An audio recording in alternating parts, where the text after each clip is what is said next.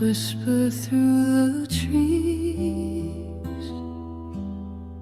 cold winds carrying their pleas. Lives ended, stories untold, a heart of stone, a grip gone cold. They said it was him, they swore it was clear. Blonde hair like smoke, the devil near.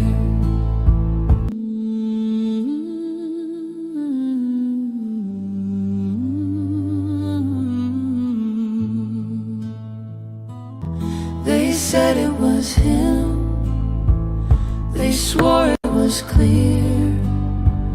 Blonde hair like smoke, the devil near. A heart of stone, a grip gone cold.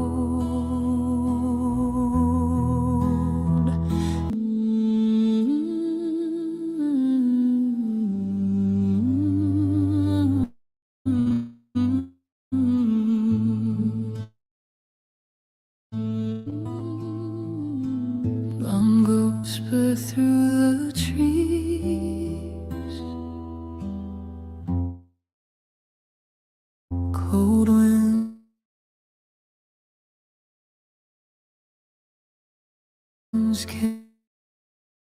carrying their pleas. Ended, stories untold. They said it was him, they swore it was clear. Blonde hair like smoke, the devil near. They said it was him, they swore it was clear. Blonde hair like smoke, the devil near.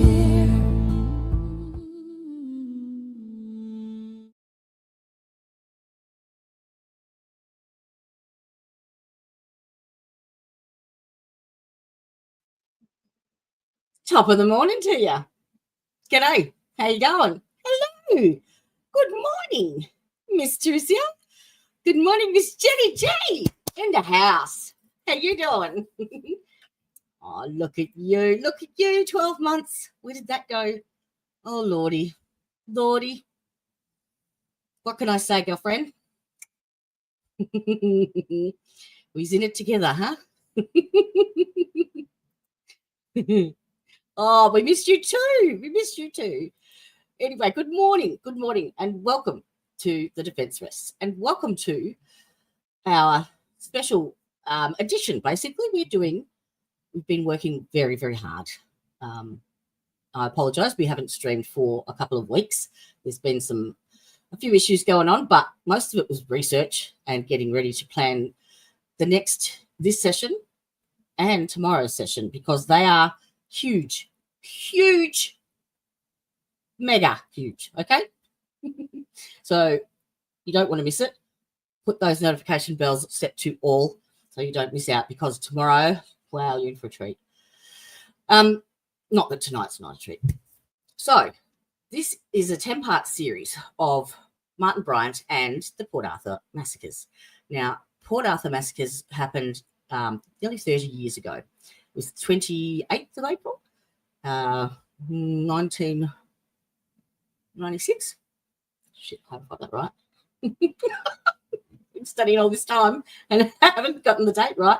And it is still Australia's biggest mass murder on record. 35 innocent lives were lost that day.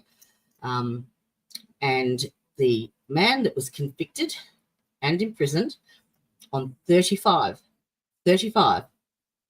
individual consecutive life sentences is Martin Bryant. Yeah. I'll reserve my opinions for a little bit. There is a lot of conspiracy theories out there. There is a lot of speculation. There is a lot of misinformation, and a lot to do with the mainstream media narrative and what they want you to know. So what you believe you may know about this case may not be certain. So what I'd really like you to do to start off with is to just wipe the slate clean.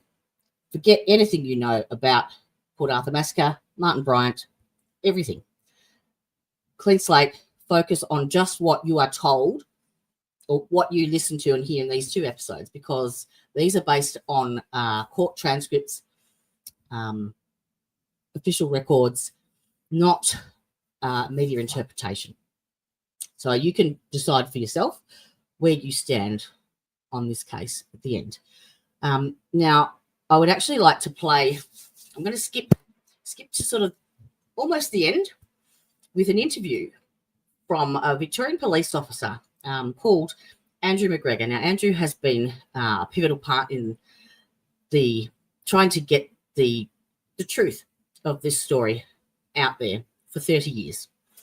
And he is an ex-police officer. He was called down to Port Arthur at the time to assist with the policing and everything else down there. And he himself noticed a few discrepancies, let's say. So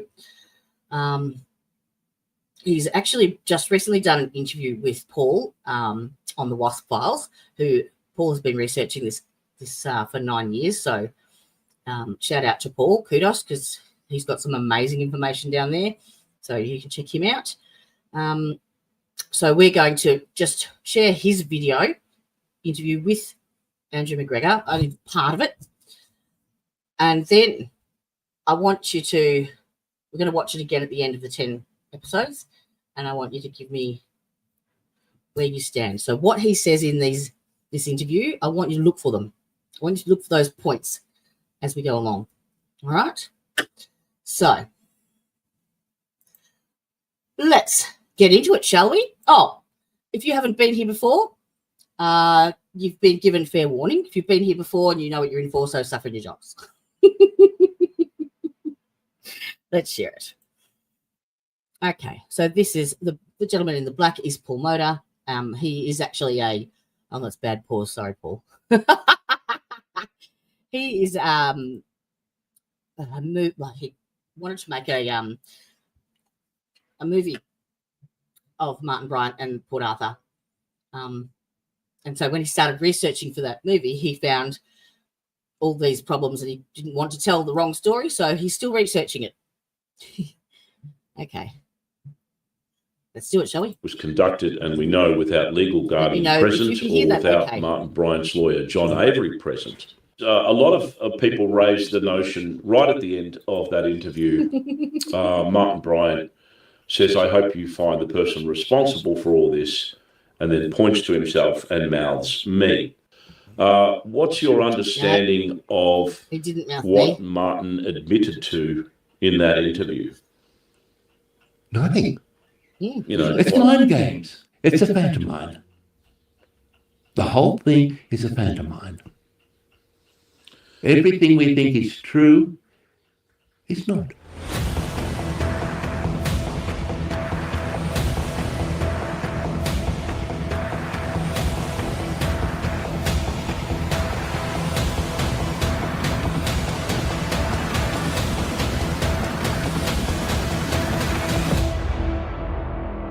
Go and check him out. welcome to the WASP Files. Some of this material may be distressing and viewer discretion is advised. I wanted to go back to the Broad Arrow Cafe. We mentioned before that it took something like 6 hours before the police were there, and by Wendy's own testimony and many others, that was a crime scene that was not secured, and she said that people were wandering in and out, people coming in to try and find their deceased loved ones, people souveniring bullet casings on the floor. I doubt if many people would be souveniring bullet casings, because they'll walk in and they'll be totally shocked and horrified. But some were going in, they needed say the wife's handbag to get the keys for the car, or to get something else, and you can't touch that. And that brings me on to another thing. It still is a crazy case, two Bob. witnesses who stated that they recognised the bag that the gunman left behind, the Prince sports bag, and they looked into it, and they saw some clothing and some rope, but no knife. No knife. This is interesting because Damien Bugg, who was the prosecutor, when he was reading out, said that there was a knife in the bag and that it had David Martin's blood in it. Yes. So David Martin is the husband of the two people that owned the Seascape Cafe where the siege was. And he, in his autopsy, because his remains were burnt in the fire, as well as his wife's and the hostage. And they basically said the autopsy stated that there was a knife wound as well as bullet wounds. So that's why the knife is important here. Was the owner of Seascape Cottage, who was apparently shot and knifed, and that this combat knife was found supposedly in the shooter's bag with, I believe Damien Bugg had said, with blood consistent with that of David Martin, the owner of Seascape Cottage. Isn't that nice of him to say only consistent? No DNA only proof consistent. whatsoever. If then you get on to the next one, if you go back to Sergeant McCarthy, where Martin Bryant's talking about he's got this big knife, when he gets in the helicopter, he doesn't need the firearms because he's got this big knife. But if Martin Bryant's got this big knife during the siege of Seascape Cottage, what's it doing in his Prince sports bag? That's a good question. Right? Damien Bugg is pulling one of his lovely little tricks. There were some discrepancies with a lot of Damien Bugg. his what would you call it? His brief on the circumstances of the shooting, including some of the timing of the events of how long it took for the shooting to take place. Well, they had to do that. They got it done because of the locked fire exit doors. What they were doing was reducing the time, ergo, so that less people had the opportunity to flee through that supposed locked fire exit door. Yeah, I think he mentioned that the shooting inside the Broad Arrow Cafe took place in 90 seconds, but other witnesses were saying it was more like 2 minutes. Sandra Vandermeer stated a minimum of 5 minutes. Tell us about what Wendy Skua did immediately after becoming aware that there was a problem at Broad Arrow Cafe. Well, as I said, Wendy was inside the information centre, eating some chips. They heard the noise, and it's going on for a while, so they wondered what it is. She gets up, goes outside to investigate, realises there's shootings going on, does a quick U-turn back into the information centre, grabs the telephone, starts and calls the emergency number, calls the police. Brett Smith, was he the sergeant? I think it was Sergeant Brett Smith, yeah. Yeah, well, she got hold of a young constable. And so she's trying to tell him that the shooting's going on, and he's not believing it too well. So she grabs the phone, and thing goes to the door, holds it outside the door, so he can hear the shooting sounds. And so when she finishes that, she comes back inside, and he says, "Thank you, ma'am. Wish you luck." And I think it was Brett Smith who said, just after that telephone call, so I think that the whole board went wild. So there'd be calls going left, right, and centre. So Wendy Skua, I don't know how long it took her for her friends to inform all the other sites within the Port Arthur site. But then they went out, and another employee, Ashley Law, said when they exited the information centre that the gunman had just come out and he fired a couple of shots over their heads, so they bolted and ran around the back of the toilets. So that's how she got out. Now, her call was made at 1:32. The first call that the police recognised came from Ian Kingston, the security man there. He was, he'd done a 4-minute mile. His telephone call was placed at 1:35. So the shooting started at 1:32, and again, Major Sandra van der Peer, who was hiding under a table in the gift shop, she said the shootings went on for at least 5 minutes. Inside the Broad Arrow Cafe, and we know that Wendy, amongst others, had been rendering, under the most extreme circumstances, as much assistance as they could. And there was also some reports apparently about shotgun pellets or discharge of pellets. So what's your understanding about the notion of the ballistics in regards to... Again, we refer back to the fire exit door. Certainly Daniel Monk decides to, we've got to eliminate the number of firearms used and how many shots were fired, so as to reduce the time span down to, 19 seconds or whatever? 90 seconds. Right.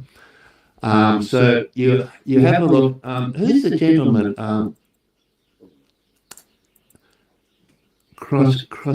Peter Croswell. Peter Croswell states that, when the shooting started, he was with 2 lady visitors from the mainland, and he got them on the table. He said he was struck with shrapnel.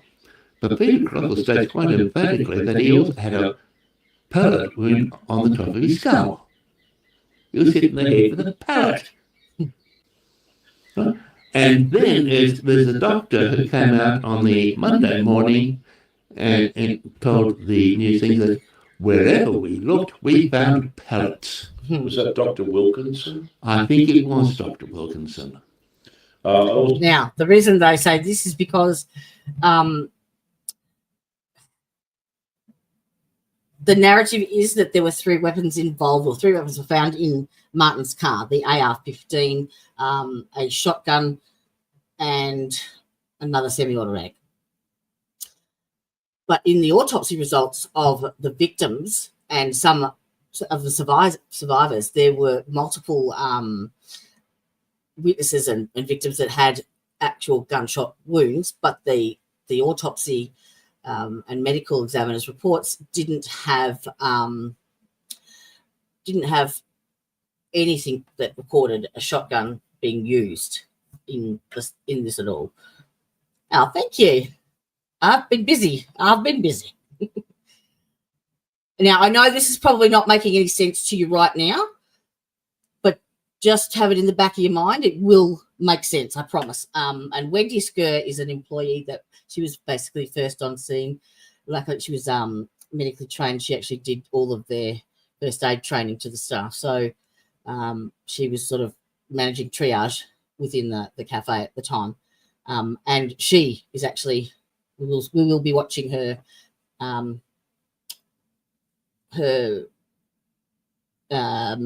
video interview and statements, but she adamantly denies that it was Martin Bryant.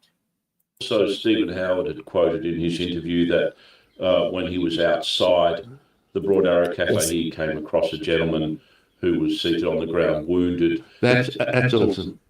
And Olsen had clearly had the pellet damage. And Stephen used to own a shotgun, so he knew the difference between. He also used to own a .223 caliber rifle, so he knew the difference between a rifle and also shotgun injuries. And yet the ballistics report that was released by Gerard Dutton, who was the Tasmanian police ballistics expert who was brought in to conduct the ballistics examination of the Port Arthur massacre, there was no mention of a shotgun being discharged, even though the Daewoo semi-automatic shotgun was located in the boot of the abandoned Volvo when it was left at the toll booth. Again, if you have a look at Gerard Dutton's police statement, I think it's 162 where it talks about Peter Croswell, the doctor says a pellet, and Dutton writes it down as shrapnel. Yeah. You've got the doctor's report there, and immediately underneath it, Dutton writes shrapnel. Dutton is so much of an expert, he cannot differentiate between a pellet and shrapnel. So for anyone that may be a little uneducated, shotgun pellets are round lead balls. Shrapnel, which can, of course, be ejected once rifle rounds strike various things, can shred copper. Mostly the copper full metal jacket type rounds of the copper, that becomes the shrapnel most of the time. So you can have little bits of metal that, and there was reports that there was shrapnel damage that was caused by rounds, in some cases going through the bodies of some victims and into other victims, or shredding and creating shrapnel. But there was basically a lot of reports, including a statutory declaration, which I have from Gerard Dutton, the ballistics report, mentioning that there was shotgun pellet damage, and yet we have this discrepancy. So once again, there's a shotgun that was found in the boot of the Volvo, but it seems like we don't seem to have any shotgun that's being discharged. And now you understand completely why the DPP, Damien Bug, got his 30% pay rise. If anyone wants to read the transcripts, they have to make their own minds up, but there does seem to be, in essence, some omissions, some very, very vital omissions of information, or at least questions that remain unanswered. I don't know whether there are many questions that remain unanswered in the boot of the Volvo, whether there were any tests carried out on whether it had been fired. Another interesting one, which I haven't heard anything about, is whether, usually to determine whether somebody had fired a weapon, they use a paraffin test to determine whether they've got gunpowder residue on their wrist or whatever. But I certainly haven't seen anything that suggests that Martin Bryant had undertaken a paraffin test, whether back in 1996 they did that test. They did have them. John Presser, who was a forensic officer in Spring Street with the Victoria Police, he was over in Tasmania at the time, and yes, he was talking about these paraffin tests. Yes, let's talk a little bit about the notion of considering that there's a possibility that the Port Arthur massacre was an orchestrated event by higher powers, if you like, shady elements of government and or police.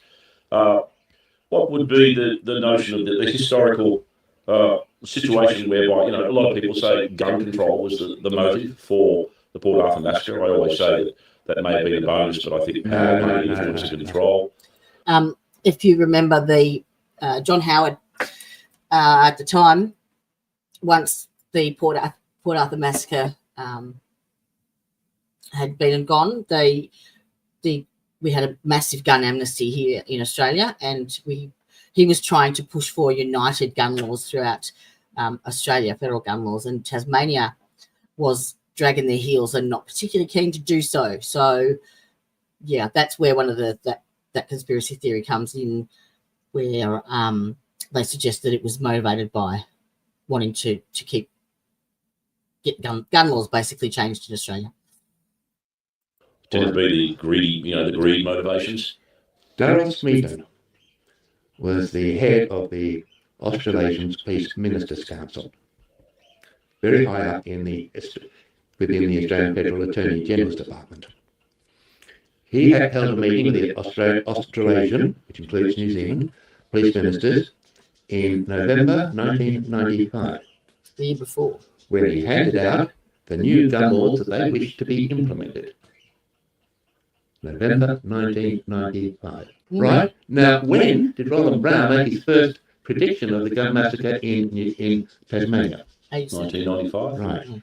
When Darrell Smeaton issued out. Now, the Queensland Police Minister then issued out copies of the gun laws to various gun clubs and gun retailers and that, to get their opinion on it, of what they thought of these new regulations. And the Victoria Police I don't know his name. I think Cooper was the Queensland police minister. But the Victorian also was issued with a copy of these new gun laws, and he was to report back in May. Oh, a month after. The proposed These were the proposed federal gun laws that were constitutionally illegal, that little Johnny Howard presented in May of 1996. Wow. Again, in January 1996, I found the letter going back to the United Nations in Geneva, stating that the required gun laws would be implemented in May. This happens. That's astounding. I mean, Port Arthur was the 28th of April, 1996. Coincidence? So the gun laws didn't come from America, didn't come from Australia. They came from the United Nations. It's factually based, and anyone who wants to check should know that the United Nations have issued what they call Agenda 2030, which is in essence a blueprint for a new supposedly benevolent way of running the planet, and part of that is total civilian disarmament by 2030. All right. Have you heard of Samantha Lee? Yes, she's a Greens. No, she's not. She was originally a United Nations. I can't remember. Just part. Then she became a spokesperson for the Coalition for Gun Control. And when we had the 2003 Monash University shooting by Zing, shortly after that, she and the Associate Professor Brett Inder made a statement in regard to a shipment of Beretta handguns that was shortly to arrive in Australia. That simply tells you that if that's the case, with the shooting, Zane was captured alive. One of the students grabbed him from behind. The professor, what's his name? Southern Brown, Huckleberry Brown, grabbed him from front and got shot by Zane, wounded, but they were then held, and Professor Brad Inder came in, and Zane said to him twice, "It was all I could do. It was all I could do." So this, as I understand it from memory, was an Asian student who had taken handguns into Monash University and opened fire. No, a handgun. A handgun. But the handgun ended up being 4 or 5. In what sense? Well, you try shooting 2 handguns at the same time. Looks good on television. The other really interesting thing was that he shot his 2 best mates first. He shot and killed them first. And they were the only ones to die. And then you start going back and you have a look at Charles Whitman from the Texas University shooting. Was it 1966? Yeah, Texas Tower sniper. Yeah, and a couple of the others. Who's the ones that they shoot for? But, he's also telling us that Martin Bryant had a medical condition. He had Professor Chapman, Simon Chapman, from the Australian Institute of Criminology. He's on the Channel 9's Today Show at 7:30 a.m. What does he say about the shooter at Seascape Cottage? He says this man has a mental condition, but 87% of shooters don't. And he's quite wrong, because the figure 87% for the shooting from the statistics in firearm deaths relate to suicides. So if you commit suicide, well, you've got some issues. Scared the crap out of me. He's Sorry. Jan just popped in and the whoop in my ear made me jump. Good morning, madame. I think it's good afternoon. Good afternoon. Excellent. Correct. How are we? Let me Yes, not too bad. Let me just zip across there. Ta-da. Okay. Did you get your computer worked out? No, I'm on my phone. Had a bit of a late night. Oh, did you? Yeah. Did you guys continue on? Oh, yeah, I'll tell you about it later. Okay. All right. We're just doing, what I've done is I've gone to the very last interview that was done only last week with Andrew McGregor that Paul Motor did on his WASP file thing. And yep, seen that one. And I'm playing it first. And I want everyone to to look for the points that he's making throughout this series and try and get context to it. and then we'll review it again, what their opinion is at the end. Okay, cool. Right, so that's what we're just watching now. Hello, everybody. Eh? Also telling us that Martin Bryant had a medical condition. He had schizophrenia. Well, Dr. Ian Sale brought in Asperger's, and Paul Mullen's ripping. Anything that I've seen documented in that, but you know. Paul Mullen's report specifically was commissioned so that he could provide his insights as to whether or not Martin Bryant, who was placed on a guardianship order in 1993 by the Hobart Supreme Court. Okay, so that guardianship order that he was placed on by the Hobart Supreme Court was to do with his inheritance that he got from Helen Harvey. Now, Helen Harvey was the eccentric lady that he befriended while he was going around looking for work to do gardens and lawns and mowing and stuff. And he met her at her property, and they became friends, basically. And she was a bit of a hoarder, I think. She had like 40 cats and all sorts. And I was going to say 900 cats. Yeah. Apparently, the council actually. She had 40 in cat cages in her shed or something. And contrary to popular belief, the mainstream media basically put out that Martin in his childhood was known to be abusive and cruel to animals. That's a load of bullshit. Okay? It is the exact opposite. There is no evidence anywhere that says that happened. And even in his police interview, when they were asking him about where he used to go and practice in the bush shooting his AR-15, they asked him if he used bottles to shoot. And he said, no, that would harm the animals. So he would take his own cardboard targets so that it wasn't going to kill the animals. So there you go. No, he didn't hurt any of their cats at all. That's how they became friends for their love of animals, basically. So she was the heiress to the Tattersalls company. So Tattersalls is Lotto. Yeah, Tatslotto. Lotto. Yeah. Everybody has Lotto, like bingo or whatever it is, don't they? So she was the heiress to that fortune, and she left that all to Martin. So this Supreme Court, because his IQ was only 66, they rendered him unable to manage his own finances and appointed a guardian, which was the state trustees, to manage his affairs. Now, he could access that money, but he could only access a certain amount at a time and via them. Okay? Mentally incapable of managing his affairs. Whether or not he was, in essence, culpable and sane enough to stand trial for Port Arthur. No. He's not. No. The court has made a decision in 1992 under Gardner or whatever it was, the solicitor, right? The court has made that decision in 1992. Once those conditions are set, they're there until the court has sufficient evidence to override. So the case law basically states that if your IQ is of that level, because that's the 1 to 2% of the population, Martin is actually deemed intellectually disabled. It is in Australia, if you have an IQ of less than 170, less than 70, you are automatically entitled to the disability support pension in Australia, which he was on. Yes.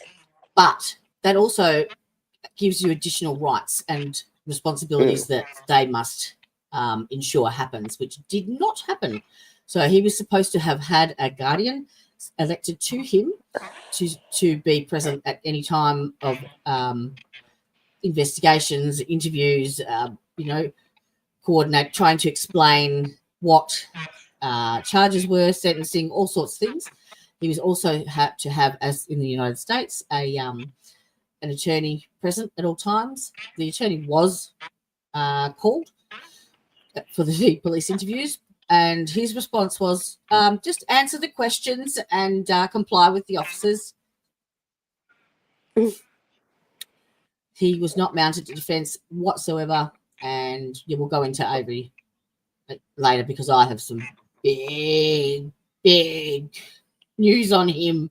Ooh. Even the most dumbest Hell's Angel motorbike, he understands. No comment.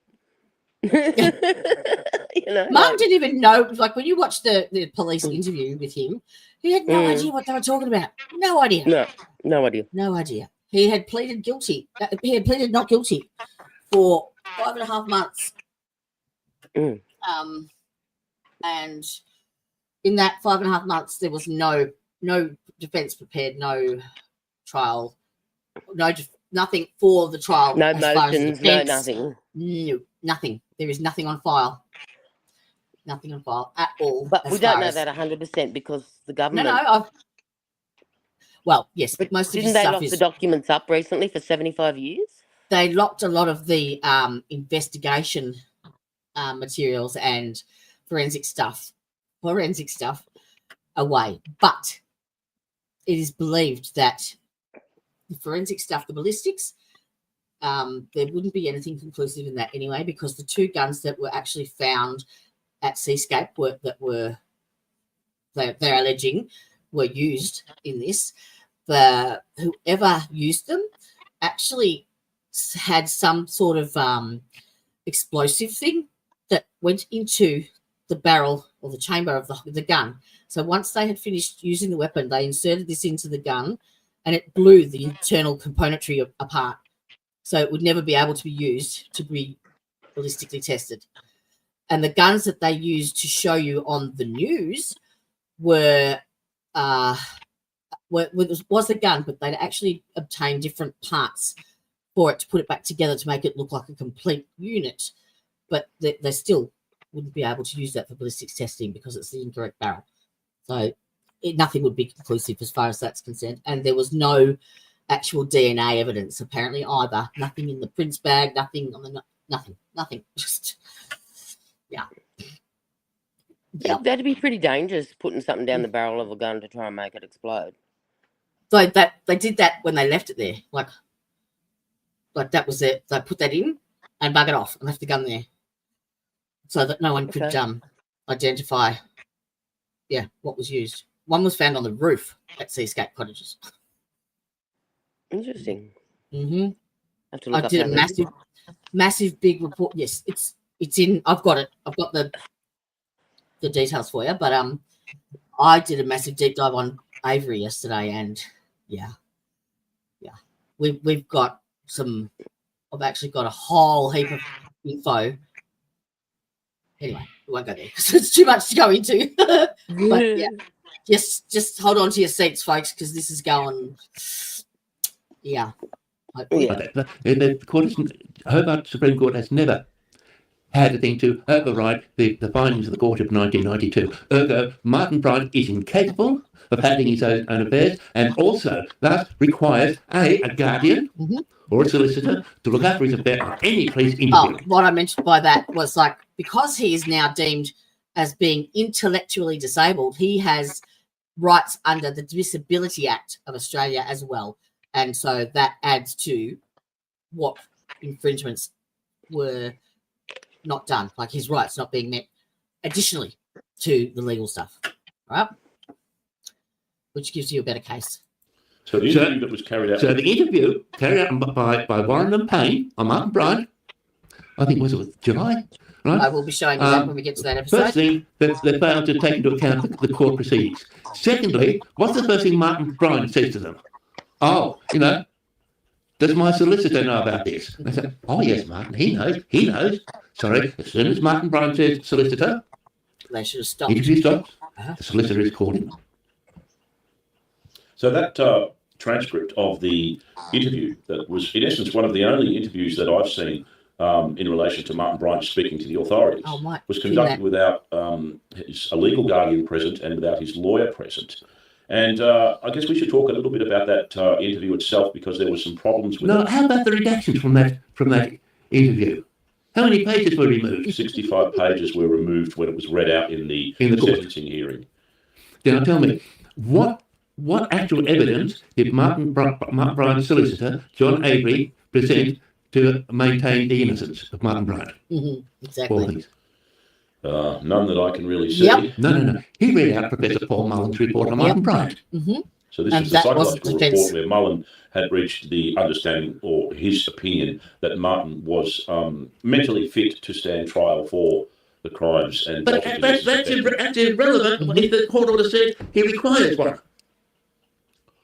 So we're going back to the notion of whether or not the reports that were submitted by the psychiatrists were, I guess, had validity to be able to then determine that Martin could stand trial and could render. Very good question, Jen. Very good question.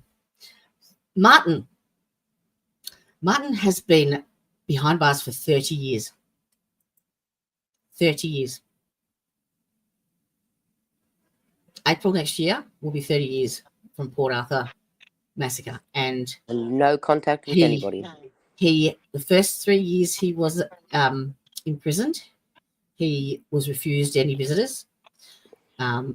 His mother, I've got letters showing between his mother and the Royston prison where he is staying, saying that Martin does not want to see her, and that they have kept all of her mail aside for him for when he decides that he wants to read them.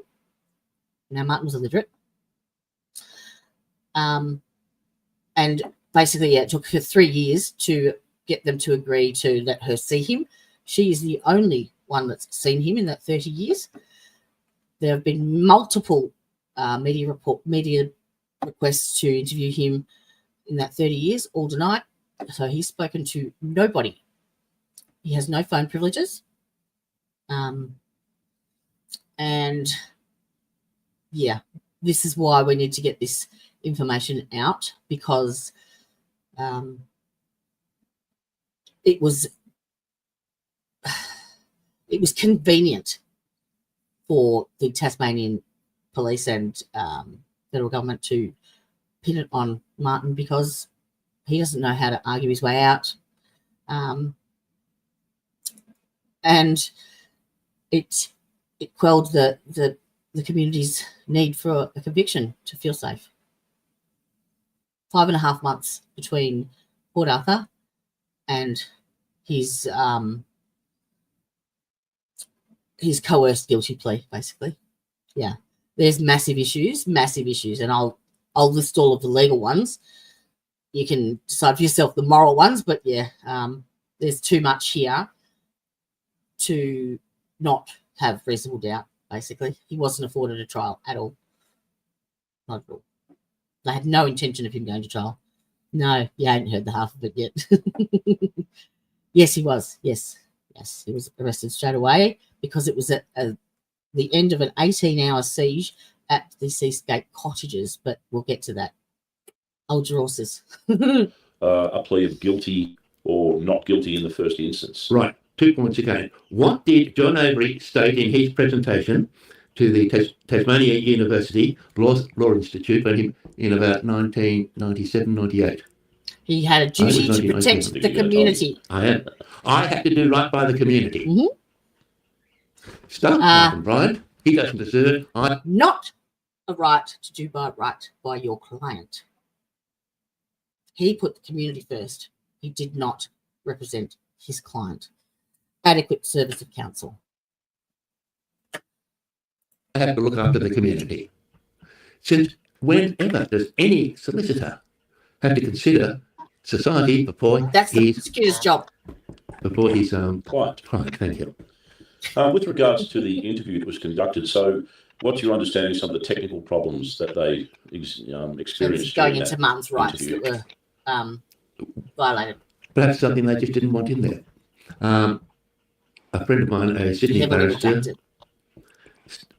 Terry Schultz, stated that he watched the full interview when it was on news, and he said the background changed 3 times.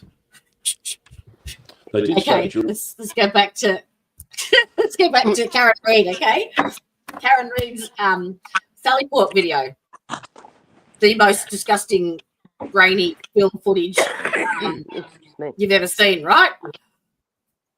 Now, this is Australia's biggest mass murderer. Biggest. And they used the shittiest video recorder to record it, really. The background changed 3 times. Bit of tampering there, you think? Perhaps. Wasn't all done at the same time, I don't think. No. And they redacted so much of it. So much of it. to suit themselves. It is, yes. So basically, we're looking for some legal representatives, some Aussie legal reps to take note of this case and hopefully get it reopened and appeal. I don't know if any appeal documents were even filed. I probably doubt it, given Avery's behaviour, but there has to be some legal reprise for Martin, because this isn't justice. During the interview with Martin, that they were having technical difficulties with the recording. There's also quite a lot of responses, particularly from Martin Bryant, that in the transcript are listed as illegible. Especially with the plea negotiations. Oh, we don't want him saying that, you know. Oh, we can't have him saying that, no. Inaudible. Yes. The other thing you've really got to look at too is that who was the, not a psychiatrist, who's the person who rated Martin Bryant's IQ? Ian Sale. What was his name? Joblin. Okay. Oh, Ian Joblin. Right. Now, what was Ian Joblin's full-time job? As far as I know, a psychiatrist. Prison warden. Oh! His full-time job was a prison. He did it part-time. And his office was opposite Paul Mullen's. Did you hear that? So he's a part-time psychiatrist, part-time prison warder. That's an interesting job. He was. I don't even think he was a psychiatrist. His office was opposite Paul Mullins, who's the biggest scumbag you've ever met. But anyway, it was Paul Mullins whose psych assessment of Martin was basically the only evidence used to convict him based on his opinion, and it was just a load of bullshit. Anyway, but yeah, shit. Okay. Ooh. A registered psychiatrist? Or I think so. I think he would have been registered. Because Ian Joblin did present. There's still a paper trail, Jen. What did Ian Joblin say a couple of years Still later? a paper trail, and yeah. I think you'll just have to tell me rather than asking me questions because we're interviewing yourself. Right. So let's go back a little bit. No. This is quite easy. Ian Joblin simply said, look, I really would like to have another look at Martin because I think I've got a few facts wrong. Simple as that. Just to go back again on the police interview that was conducted, and we know without legal guardian present or without Martin Bryant's lawyer, John Maybe Avery. that's why it didn't come up in the site. And it had a lot of problems. But No, it's 30 when years. you They consider said the content of that interview, and you can get the full transcript, there are some video segments of that available, but not all of them. But the full transcript is available. What's your understanding of what Martin admitted to in that interview? Nothing. I couldn't see. He doesn't know. He doesn't know about the Broad Arrow Cafe. He's talking about going down to Roaring Beach for a swim, and I think the police, and not only that, but I think the police said there was a couple of people there that he would have seen. So they've asked people if Martin Bryant's been seen at Roaring Beach. I think that's interesting. Then you go in and look at the Fortescue Bay Road, and none of that makes sense until you go back to Terry McCarthy and the police negotiators tapes, where Martin Bryant talks about kidnapping this bloke and with the woman and the child in Fortescue Bay Road. So just to clarify, did Martin at any point state that he'd been down to Port Arthur on the day? No. I'm pretty certain he didn't.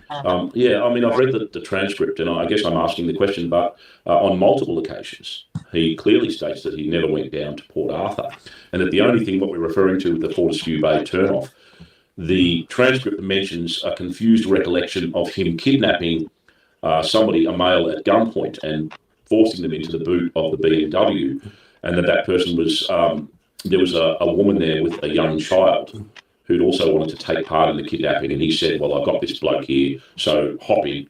So he has a confused recollection of this kidnapping that took place at the Fortescue Bay Road turnoff.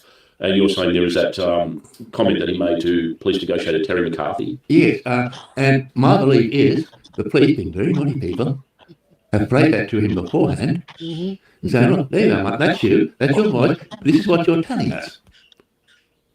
And so when they do the police interview, Martin Bryant reiterates what he has heard from the police negotiators' tape. Because I've said it must be true. You understand? He's not smart enough to know otherwise. So when people sort of say, we have this interview with the police, and that there is a confession, in essence, to the crimes from Martin Bryant. There seems to be some issues with the interview. There is some stopping and starting technically, and once again, him mentioning that he was on multiple occasions was never at Port Arthur.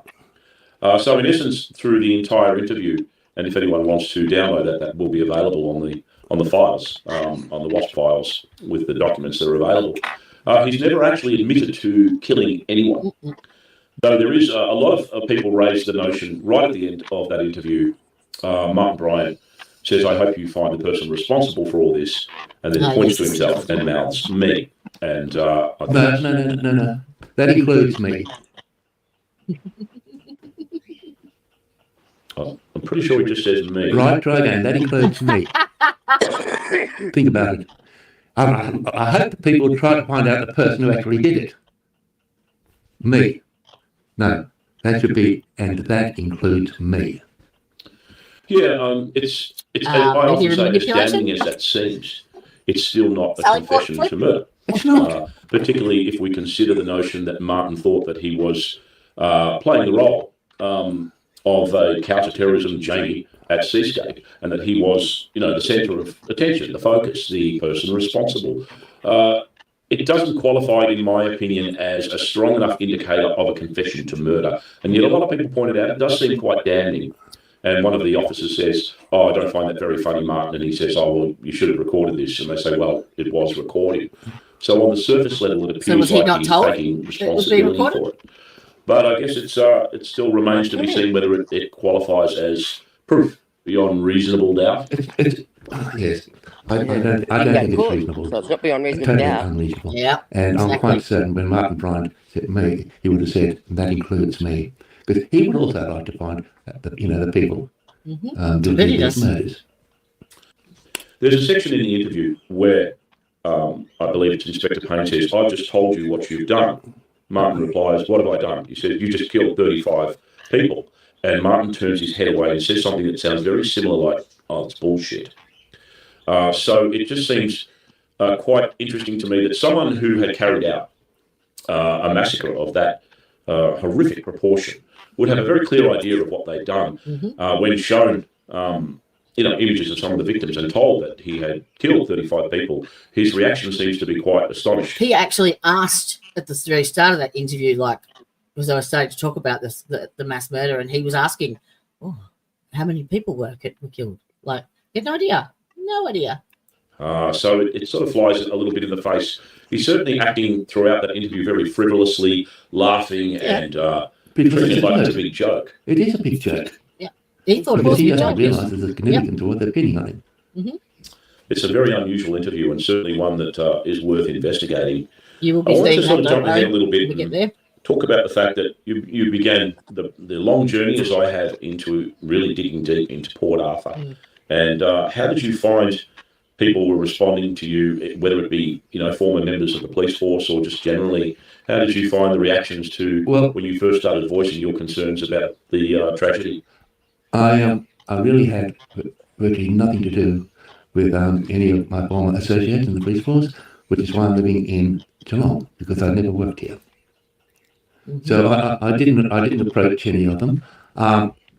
There's a few people in the police force I know that were extremely interested in my CD when I put it out, and some of the other things I'd come up with later on, because all it simply is just going through the paperwork and putting different things together, timelines and other little things like that. It's not difficult work. It's proper police work.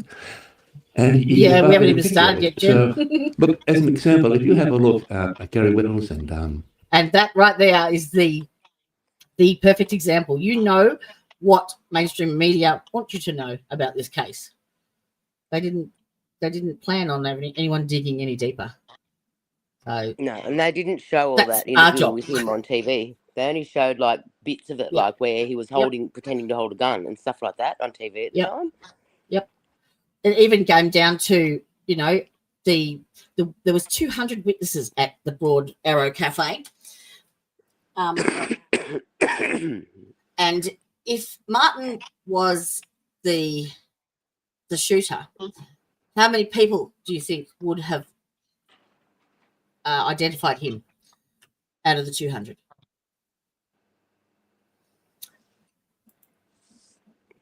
Two. There was actually more people that absolutely adamant that he didn't. It wasn't him. Than there was that said it was him. And we have their video recordings and statements.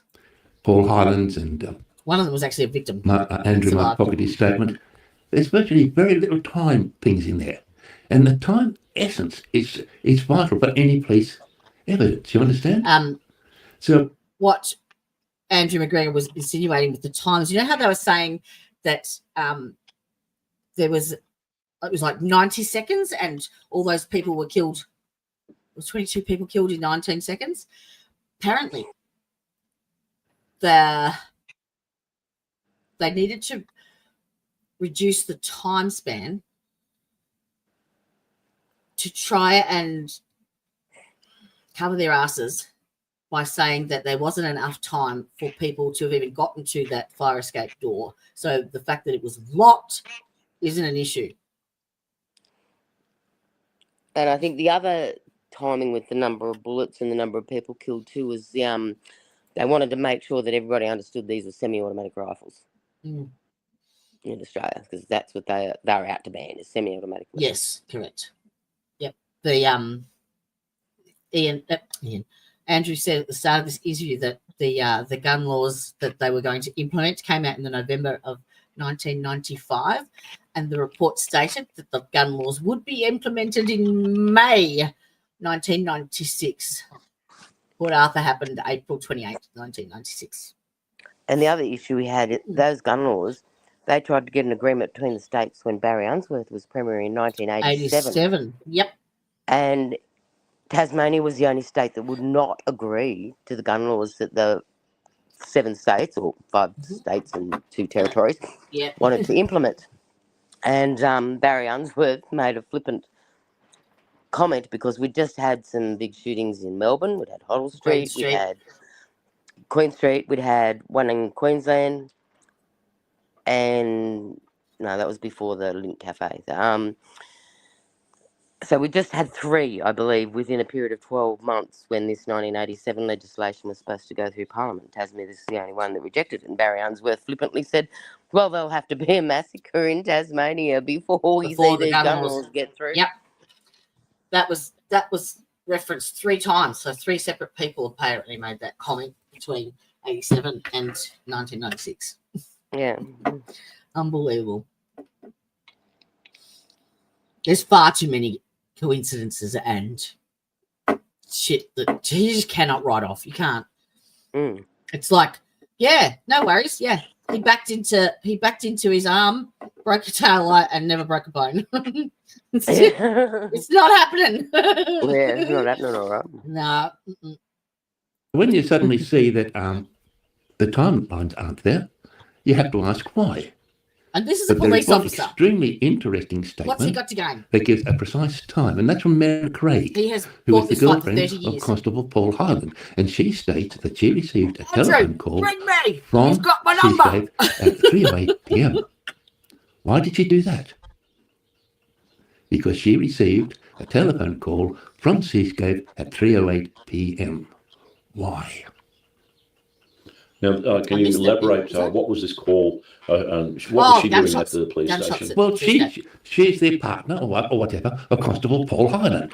So while Paul Highland is outside saving the world, she's stuck inside, and the telephone rings at 3:08. So she's like a receptionist at the police station? Yes. Just like you go for any one-man police station, he's always got a wife there, and she's always she used to look after the police station while he's out doing the rounds or doing this or doing that. So she's there to answer the calls and take messages and things like that. So why? And I'm just going to put that one to you, because once you go ahead and do a timeline on Gary Whittle's statement, so he's got to drive from the Navinas police station down to the toll gate at the toll booth at the Port Arthur site, see the sites there, collect names, addresses, get a bit of a rough statement. He then drives down and sees, what's his name, Laycock, Jim Laycock. She's there. So he's talking that's what, 5-10 minutes? Then he goes down across the road where we've got the Toyota with Zoe Hall, who's been shot dead in that. and he's got to talk to a few people. Then he drives up, further up, and he's being flagged and slowed down by vehicles coming the other way, saying there's a heap of people have been shot at the Box and Hounds Hotel. And so he goes in there and he starts interviewing people who have been shot, again, collecting names and whatever. All takes time. And then he leaves that and he drives ahead. All of a sudden, in front of him is Constable Paul Highland. And then they go on to Seascape Cottage. And with the call that was made to Merrin Craig, the content of that call was quite distressing. No, it wasn't. It was made up. It's a lie. I'll elaborate what has been claimed, but then I'd be very interested to see your reaction to that. So she claims that, as you say, 3:08 p.m, somebody rang the police station and was taunting her and saying, "Do you know where your husband is, Paul Highland? I know where he is. And I'm having a lot of fun here," and so on, and sort of taunting her, and she was quite upset by that. And then he said something pretty distressing like, "Playing with yourself, are you?" and then hung up the phone. So there was a malicious call, in essence, reported that had been made to Merrin Craig by somebody, apparently at Seascape Cottage, supposedly Martin or Jamie. But I guess, tell me why you think that's a lie. Of all the information you have on Martin Bryant, the police negotiated tapes, the police interview, when was ever Martin Bryant, when was he ever displayed that type of personality to the call of Merrin Craig? No, absolutely not. He never has ever been aggressive. He's a nasty, sadistic, sexualistic animal. And Martin Bryant is none of those. Well, that's true. So that call wasn't made by Martin Bryant. So what was the call made to Merrin Craig from Seascape Cottage at 3:08? There was a call made. What was it? We don't know, do we? But it definitely wasn't what Merrin Craig said. My guess would be somebody rang her up and said, "Here, have Paul come and pick me up." So you go, as I said, you go and have a look at the timelines of Constable Gary Whittle, and they'll all be correct. You then have a look at the timelines of Paul Highland, and they're wrong. Ooh, and then, okay. Who does Paul Highland spend the entire siege at after he leaves Gary Whittle at the front door of Seascape? That's easy. Sergeant Fogarty. Sergeant Andrew Fogarty. Sergeant Andrew Mark Fogarty. Now, was he Tasmanian Special Operations Group? Yes, and he was also a sergeant at the Bellary Police Station. So, my belief is that Sergeant Fogarty was at Seascape well and truly before his statement tells us that. And that, the call from Merrin Craig is the sole key as to what is actually happening there. Because that call would be registered at Telecom, that call went out from Seascape to Nobina Police Station at that time. And where was Paul Highland at that time? Because they didn't get to Seascape Cottage until about 3:30. What about Pat Allen? So Constable Pat Allen, who was traffic police, I believe. He was traffic police with, was it Perry Caulfield? He dropped Perry Caulfield, He's a young gung-ho policeman. So he arrived at some point at the entrance to Seascape Cottage and apparently was fired upon, and then had to take cover in a ditch with Whittle. Yes. So he drives from Hobart with about an hour and 10-minute drive. Rita's sweetheart. Highland and Fogarty, where they're overlooking Seascape, and they're told something there's wounded down at the Fox and Hounds Hotel. So Pat Allen then drives, drops Perry Caulfield off there to look after them, and then drives back up Gary Whittle. And then he's fired upon, and the reports I have seen is that he took cover in the ditch on the other side of the road, yeah. And then the bullets were striking the front bumper of his car, and so he then was pinned down in the ditch with Gary Whittle for a while. Each thing of being pinned down and fired on, that's again extremely specific. Pat Allen tells us at one stage he's requested by somebody that the gunman is on the roof, and if they could take a view, so possible for them to take the gunman out. Right? Listen to this. So he then crawls out of the ditch and using the police car as cover, and lo and behold, somebody from Seascape takes a pot shot, the bullet bounces off the road and into the front bumper bar of Gary Whittle's police car. So he immediately realises. Not only can the gunman see him, but how did the gunman know that exact time that he would be doing that? Yeah. That's a very good question, given that he would have been given the directive to engage the shooter at Seascape. And there were police all over the area. Were there police all over the area? I guess it was the early stages of the siege. So it's So who gave the instruction that, the shooter is on the roof of the building? Can you see him? And then you consider the message that the SOGs heard. We had the Port Arthur government permission to shoot. Permission denied. We had the Port Arthur government inside. Permission to shoot. Permission denied. This must happen. And that comes from the SES who were manning the barricades around Seascape, who were also listening into the police radio. I did also hear that there were 2 Australian federal police officers that once they heard that response over the radio had resigned in disgust when they heard the call, permission is denied. Stuart Beattie told us that story. He got it from a mate in the Australian Federal Police. Yes. So there's I guess we're dancing around a lot of the questions, and these are questions that we would have hoped had been answered, but without. Look, the other thing is this happened at 3:08 at Seascape, so the police were all held up they were having their barbecue at Tirana. Police didn't enter the Port Arthur historic site, until like 7:30 that night. But there happened to be special ops doing training on the beach that day, so they all tended Seascape cottages. Sam, who asked Gary Whittle to get up and have a look? There's only 2 possibilities, because they have to be the person in charge. So it's either Sergeant Andrew Mark Fogarty, or it's the policeman inside Seascape Cottage setting Gary Whittle, like setting Pat Allen up, to make sure that he stays undercover. There's only 2 possibilities. Which one do you want? Well, it's it's certainly it's mind games, or as my friend Stan says, it's a pantomime. The whole thing is a pantomime. Everything we think is true is not. So tell me, what was the second yellow Volvo? That was driven by Gene Andrews and Lynn Beavis. And Paul Cooper tells us that. So there were reports that there was a second yellow Volvo at Port Arthur, and that it was at the site, and my understanding was people had known that the shooter had driven a yellow Volvo, and they'd spoken to the 2 women and said, be careful driving that car, because it might be mistaken. That's Paul Cooper's statement. Then you have a look at Connie, whatever his name. He's a mate of Stephen Howard. In fact, he said when he was driving past Seascape at about 10:30 in the morning, he saw the yellow Volvo at Seascape.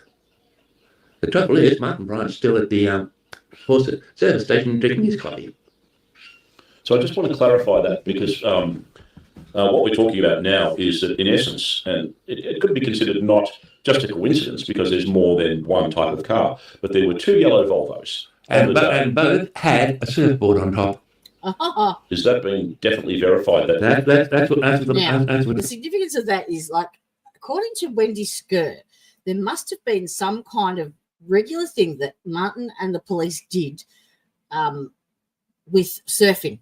It was almost like they would take him down to the beach like on a weekly basis, because Wendy said it was, it was a normal thing for them to be involved with him, so they knew him. And he also frequented the Broadwater Cafe, Broad Arrow Cafe with Helen for morning teas and stuff. So they knew who Martin was. And that's why the surfboard was on the car. Even though there is no surf beaches, so to speak, there is beach there. Yeah, that Roaring Beach is where they reckon he went regularly. Yes, yep. And it was the police that actually, they must have had some program or something for him, be it,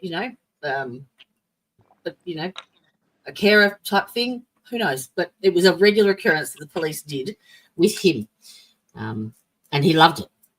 Thought he was king shit. King dingaling. And how hard would it be to get another yellow Volvo Yeah. With the surfboard on top. Well, there's a witness, I think, Stevens. I'll have to get to it because the names are all intermingling now. But he lost his wife. She was behind the register with the young girl. Oh, yeah. That was killed at the cafe. Yeah. He was at the toll booth. He was working there too.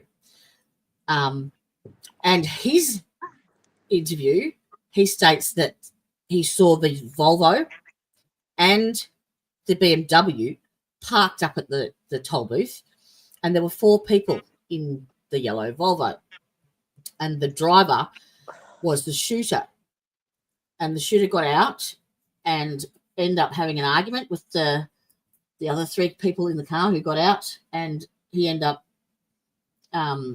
shooting them, and that their names are in the thing. But yeah, that was at the toll booth. But the BMW was parked in front of the yellow Volvo up there, apparently. Just a witness of an employee. That's what Michael Cotton said. None of this ever got told because there was no trial. And he said that the surfboard was in a bag, a surfboard bag of a certain colour. And when you have a look at the Volvo outside the toll booth, do you remember what was like the bee's knees car for 1996? Not a friggin' Volvo. Because I'm just thinking, he's just been inherited over $500,000. Why would he be driving a Chevy? I mean, a Volvo's an expensive. In Australia, they are expensive. But, you know, when you've frequented motorbikes most of your life, these Volvo things have this problem with their steering. As soon as they see a motorbike, they crash into them because they're fucking idiot drivers. That's true. Volvo doesn't have a good reputation in So Australia. that's why, you know, we don't like Volvo as much in Australia. Helen Harvey apparently used to change her vehicle every week because she could. Why would Martin be driving around? She didn't have that much money. Apparently. She only left him $500,000. That's what we're told. Yeah. Apparently. Well. Allegedly, there was 27 million. All right. It's Tattersalls. Yeah, I know, but she was a bit strange too. She was, yes, eccentric, absolutely. But the family tried to fight Martin on the inheritance. And, yeah, it's been alleged that it's way more than that. Because, he would have had to have got royalties as well. They only mentioned her cash and the property that he was given. Yeah. Yeah. There's always more. Always more. But then we should be able to get a copy of probate. Yeah, yeah. And by we mean... Okay, is that my job? Cool, that'd be awesome. I love how I get funny. Me funny.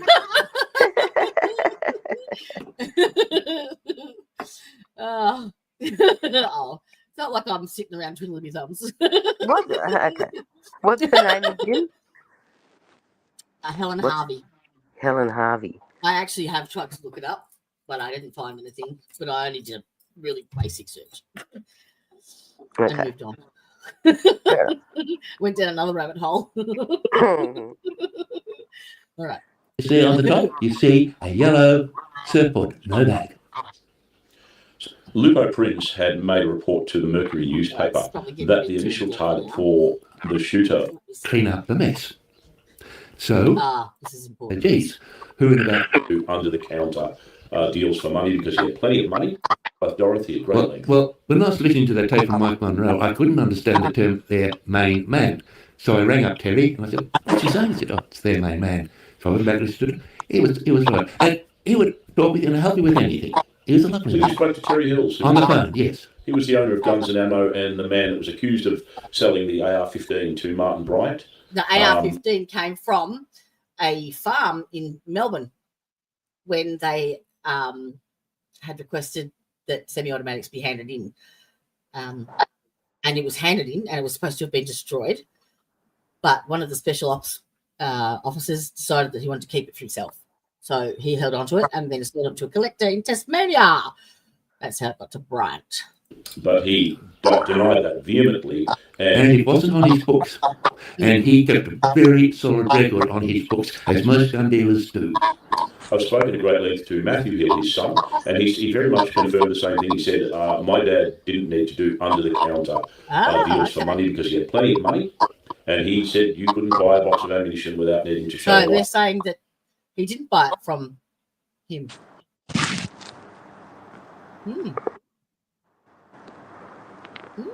Interesting. License to Terry Hills. So, and speaking with Dorothy as well, his wife, Martin didn't have a gun license. She, in essence, told me the story of how they were raided by the police and, coerced very, very forcefully into admitting that they'd sold the AR-15 that was used in the Port Arthur massacre. But Terry denied that up until his death, and they had their licenses, their dealer's licenses. Well, he could not have sold the AR-15 to Martin Bryant. The AR-15 came from the Victoria Police, SOG, who in about 92, after confiscating, I think 17 AR-15s in Victoria, they were replaced by new firearms. So they had the AR-15s and the Ruger Mini 14s, and they sold them to a Bendigo gun dealer by the name of Garnet Featherstone. Garnet Featherstone then sold the Mini 14s to the Queensland Prison Service. He then made the mistake of trying to sell 3 AR-15s to Victorian gun collectors, who, when they went to take their firearms to be registered, the Victoria Police Gun Register found that these same firearms had previously been registered with them and had been classified as being destroyed at the Sims Metal Furnace in outskirts of Melbourne. Right? And at this particular stage, Inspector Warren came over to visit, and he was meeting with Assistant Commissioner Sinclair, Graham Sinclair, in relation to these firearms and how to clean up the mess. So, where did Garnet Featherstone supply to the Tasmanian police the firearms, that the AR-15s especially, that were used at Port Arthur? Because that's where they came from. And the reason I can't prove it is because the Victoria Police also confiscated Garnet Featherstone's gun register, because that also would have been extremely accurate.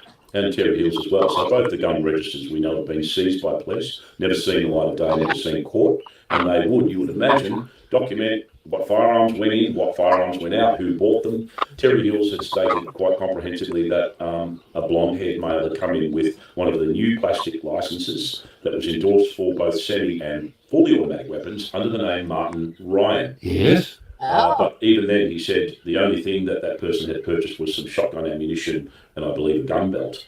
But he'd also documented this, the AR-10. Yeah, the AR-10, which was handed over the counter by someone. No, it was by the same gentleman.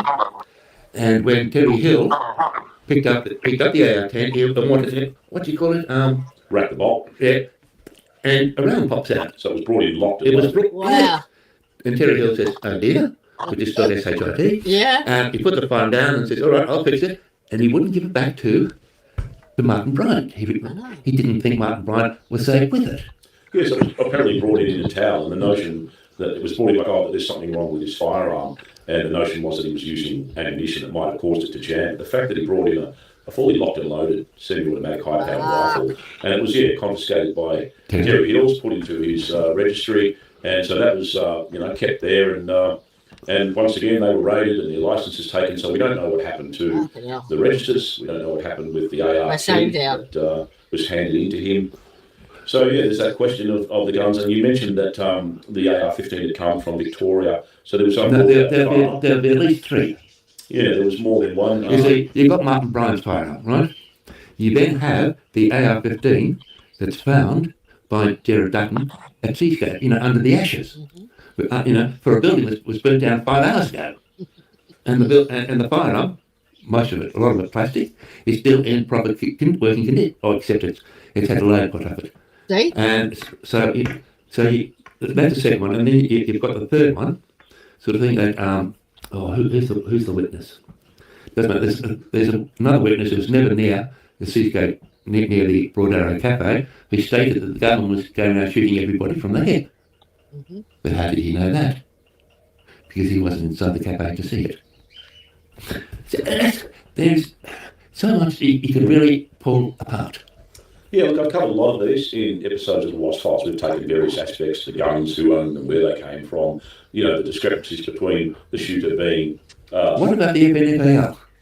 Well, that was apparently discovered on the roof of the Seascape College after the siege, and it had been damaged. It was missing a carrier spring, which is a vital component of that rifle in order to be able to fire it as a semi-automatic rifle. They never found the carrier spring, by the way. No, they didn't. And the barrel was bent. And I've had someone tell me that barrels on FNFALs are very, very tough barrels, and it would take a lot of force to bend a barrel. And as a result, those guns so they were damaged able it beyond to repair. have ballistic tests on the chambers. Same with the AR-15, as you mentioned. It was found with an exploded round that had gone off so catastrophically it had melted the rear of the casing into the bolt face and blown out the gases of the magazine tube. So there'd been a catastrophic failure, and anyone firing a gun with that kind of failure would have clear damage to their fingers and their eyes and face, because when those guns... if they got like that, they used to do that in the Vietnam War. With hot shots. Yes, and the idea was that if they found a ammunition case or whatever, they'd grab the magazine and they put a hot shot in about number 3. So it was C4 or something like that. No, but they put this hot bullet into the magazine, but about 2 or 3, so the shooter would fire up 1 or 2 things, and then it would kill the shooter. Yep. That's what it was designed for. They also did that apparently with, if Is they it Martin had would be capable of doing that? howitzers and very high powered stuff, so anyone using it would blow themselves to pieces. It's a military tactic. It's been used a long time. Talking about military tactics, we know that there were aspects of the shooter down at Port Arthur that seemed to suggest a very highly trained individual. Everyone said the person was calm, methodical, wasn't spraying and praying, and as we said, was noted to be dancing, pirouetting, spinning, and yet when people looked at Martin Bryant's so-called proficiencies with firearms, we talked about... How many shots did he fire? In the cafe itself? No, Martin Bryant, prior to the Port Arthur massacre, how many shots from the three different firearms he owned had he actually fired? I saw a figure of 64, I believe. Right, he hadn't fired the Daewoo shotgun, that frightened him. Supposedly, yep. No, that's what he says. We can take that as being fairly correct. How many rounds had he fired from the AR-15? Because he fired that handed, and they would go into his chest and burn him. How many? I told you! At the most. It was 29, because firstly, the shooter was firing from their right hand, whereas No. the was left-handed. No, prior to the Port Arthur massacre. Oh, you're talking about his target shooting? Yes, and all that. About 17. Yeah. How many had he fired with the AR-10? Unknown. Again, not too many, we don't know. So, as a shooter, as a proficient shooter, he's not even a proficient shooter. He can't properly handle the firearm. Yeah, to bring it in fully locked and loaded, suggests that someone didn't have a great understanding of how to clear a blocked breach. But also, the fact that Martin was left-handed as a shooter and demonstrated that in the video with Inspectors Warren and Payne, but everyone said the shooter shot from their right and shot from the hip. No, not from the hip. Mick Sargent says he actually lifted up to his elbow and aimed shot at him. He did fire from the shoulder, but he did a lot of shooting in the cafe from the hip. Yes, and do you know why? Because all the bodies he was shooting, or most of them, were lying on the ground. He just had to walk up and just go bang. And they'll be headshots. Yeah, I do agree with that if someone's seated in a chair and you're firing from the hip, you're pretty much at head height. Yeah. The indications were that the shooting wasn't spray and pray. It was very precise. Virtually, close range to point blank in the cafe, which is why most of the victims were taken there. Oh, again, Robert, I got it mixed up. Peter Croswell. We've got the doctor's report with the pellet. But Rob Elliott, who was shot in the arm, he was the one who had the pellet damage to the head. The doctor pulled the pellet out of his head. Means there must have been a shotgun fired. No, it means that he was shot with a shotgun. Now, how does Rob Elliott describe the gun with which he was shot? Big, black, and ugly. Now, what's an AR-15?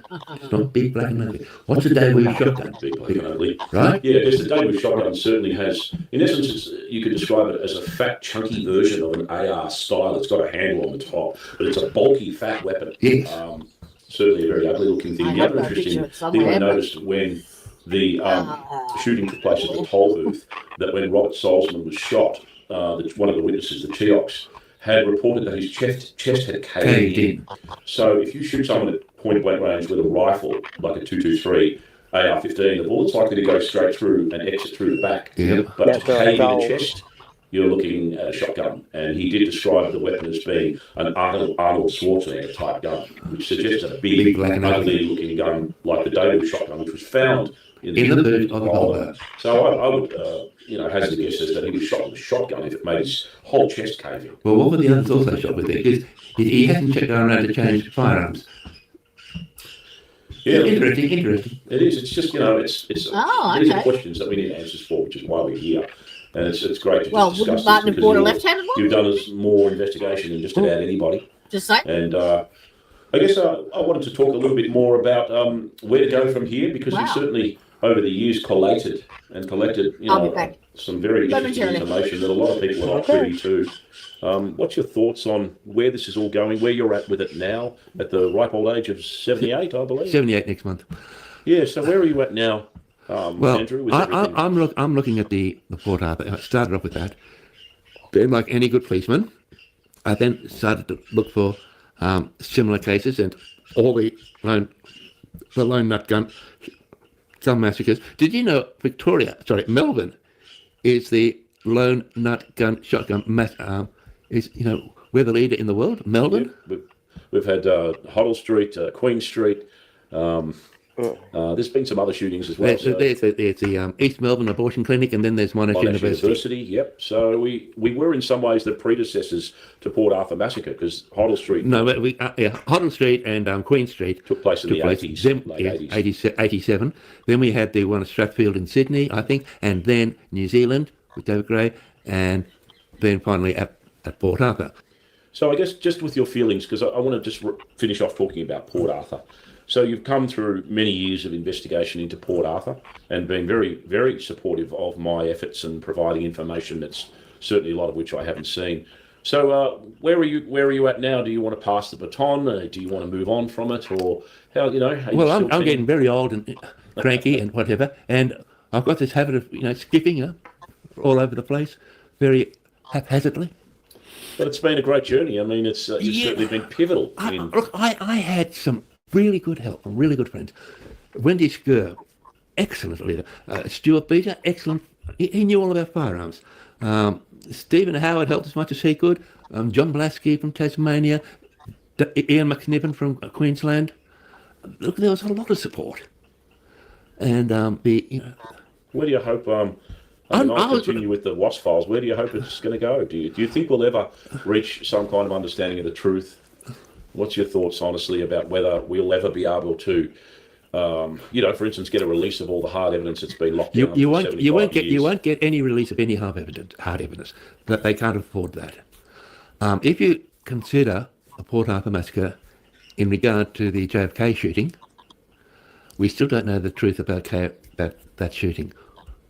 I've done a couple of articles on it. I think the second one I did is the first one was rubbish. But what it is all these things are being controlled. The governments have to control it. They haven't. Well, yes, they have controlled me a bit because I'm now in solitude and confinement. You understand? I don't get out to talk to people. I know that feeling. It's I guess so. Where we're at is we're doing the best we can, and you've certainly done a wonderful job of just at least getting people to question this thing. But everyone seems to be very aware that we're not out of the woods yet. That there can be, in essence, more false flags that are designed for an agenda, whether it's to disarm, whether it's to create power or control over the population. And so we've got to keep vigilant, keep our eyes open. Very, very. That's all you can hope for. Get the people to understand that our governments are not here to look after us. They're here to look after somebody else. We're only the sheep. And we've got to just keep asking questions and basically hold our governments to account and not let them get away with just blindly using the media to just snow. What was the name of that former Liberal minister who started the Democrat Party? Yes. What was his name? To keep the bastards honest. Keep the bastards honest. That's what we somehow we've failed. No, but we're trying. We are. Look, I want to thank you, Andrew, for all your support, for coming forward and you're still here, so I'm going to be carrying the baton for quite a while with the WASP files, and hopefully I'll reach some more understandings that can give you some resolution as well. You're reaching a far better audience than what I ever could, and that, for me, that is excellent. A couple of little things, I might disagree with this, but it's purely, it's nothing really. The main thing is to get the story out and let people know exactly who and what is going on in Australia. Well, that's what we're here for. Correct. Well, I think we're going to wrap it up there, Andrew. I want to thank you again. And please keep the bastards honest. So just keep his interview in mind as we go through the next 9 episodes. See if you can actually match up any of the information and go, that's right, he said so and so. And yeah, we'll go through it again at the end and we'll see if your positions changed somewhat. All right. Because Johnny Howard, just bouncing into politics, wanted to make a milestone for himself. Mm-hmm. No royal commission. When there's deaths of overseas people there. Yep. And multiple deaths. It's mandated that a coronial inquest should have occurred. The medical examiner did begin one. But in his report basically stated that he had to cease the inquest because he wasn't prepared to have his findings clash with the federal government. That was the coroner's inquest, was it, or a coroner? Yes, sorry. Yeah, because there wasn't a royal commission even brought up, which there should have been. That John Howard put a lid on it straight away as soon as they mentioned it. Correct. All right. Now, there's also a book by John Vallis, which is called Deadly Deceptions. I've put the link in the description, and I've also put the link in. There was a woman that did her thesis on the mainstream media narrative in this case, and I've put the link to that in the description box as well, so you can actually have a look and see what she found and how mainstream media presented the information in a certain way. There's also a DVD available of that Inverell thing that they did with Wendy Sher and him. What's his name again? Andrew McGregor. Andrew McGregor, yep. And I think there was 2 other people that were survivors, and it was done in Inverell, which is in New South Wales. Yeah, they did it there.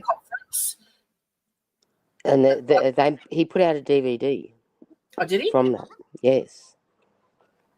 It's available to buy online for $9.95. Andrew McGregor. Oh, did he? This is from America. Hello? Hello? Hello? Oh, you're on the phone. Hello? Hello? So, incoming call from America.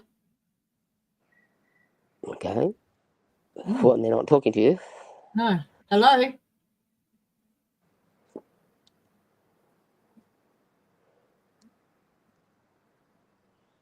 What's the 856 prefix? What is it?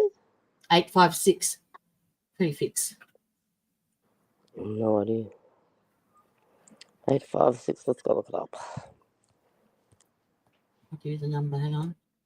Recent. So 0011. It's Paulsburg, New Jersey. Paulsburg, New Jersey. Okay, call them back. Call them back? Yeah. All right.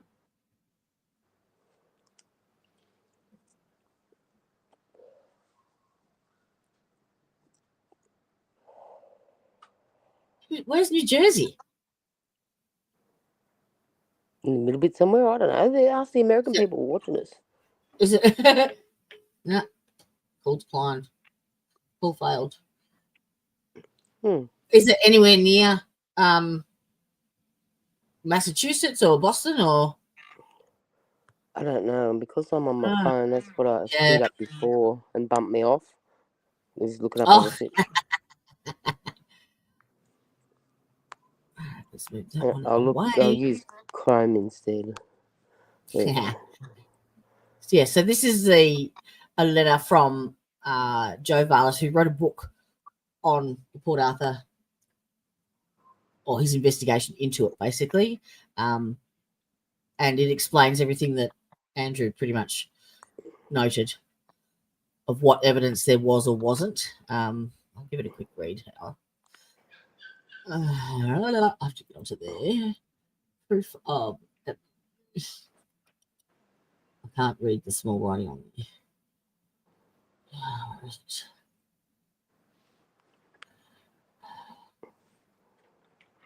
Oh, nice that bit there. All right, don't worry. I'll put it in the description box, but you can have a read of it. Okay. Now we need to probably better this. Oh, I can't work out how to save a presentation that's not in a video format, so I'm just going to have to put up with me. So Massachusetts is above. You got New York, then Connecticut, then Massachusetts going north, and New Jersey. You got New Virginia? York, then Philadelphia, and then New Jersey. Is it to this South. towards the sea? Yeah, it's on the coast. Oh, so it's below. Below New York, below Philadelphia. Okay, so it's still East Coast. Yeah. Yes. I wonder who the fuck that is. That's bizarre. Especially while I'm doing an American. Well, not really, actually. No, doing an Australian one. Just ignore me. Just ignore me. Oh, yeah. You like this? Oh, shit. Why did that come up there? What happened? It's all right. I was trying to show you something else and I pressed the wrong button. Take no notice of me. I'm half asleep still. The listing of the Port Arthur. Yeah. I didn't get to sleep till about 3:30. Trying to finish all this in time. All right. Yeah, so I'm just gonna have to click the visuals as I'm reading.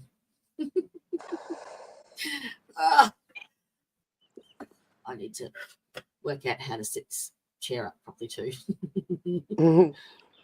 It does tilt back, doesn't it? Yes.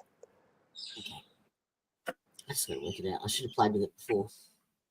Probably. All right. So today is we're delving into zero. We're going to attack this chronologically. So from birth to 13, we're covering today. Of Martin? Yes. He was born 2 days before me. 2 days. Exactly the same year, everything. Are you the 9th of May? Yes. Oh, yes, you are too. So he was a Taurus as well. Yes. Okay. Well, he is. He's still alive. Yes. Sorry, yes, he is. On a seemingly ordinary day in May 1967 at Queen Alexandra Hospital in Hobart, Tasmania, a baby boy entered the world. After just 2 hours of labour, yeah, well, he was in a rush. Yeah. Maurice and Martin Bryant welcomed their son, Martin John Bryant, weighing 6 pounds, a bouncing baby boy, as they say. Maurice was there for the birth and involved father from the very first moment. What none of them could know was that this child would challenge them in ways they could never have imagined. From the very beginning, Martin was different. Even as an infant, he rejected the basic comforts most babies crave. He didn't want to be held. He didn't want to be cuddled. He wouldn't breastfeed. And his mother attributed this to an unquenchable appetite. But looking back, it was perhaps the first sign of something deeper. Carleen would later describe his first year as relatively peaceful. She called him happy and contented, but even in the early memories, something troubled her. Something she couldn't quite put her finger on. While Maurice saw a perfectly normal baby, Carleen sensed warning signs that would only grow louder. By 16 months, Martin was walking. So this is Carleen and Morris on their wedding day.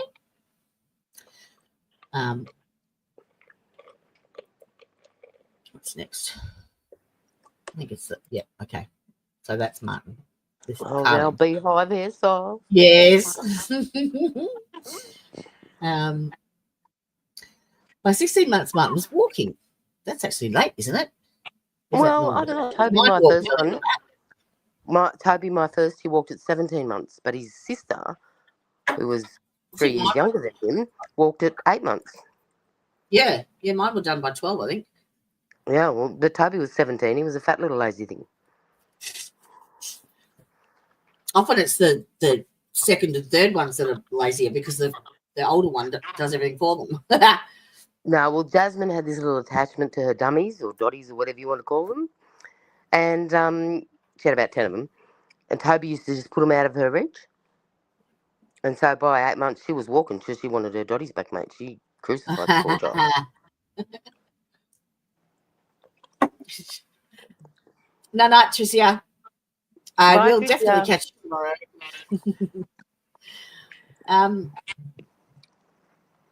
So, yes, by 16 months he was walking, and then he was running, and then he was climbing, and then he was gone. The Bryant household became a place of constant vigilance. Martin possessed extraordinary energy. Now, I believe he was undiagnosed ADHD, just myself, my opinion. A relentless drive to explore that made every moment exhausting for his mother, which you can imagine. One day, neighbours found him at the top of the chicken coop. He climbed there by himself and just drawn by the curiosity.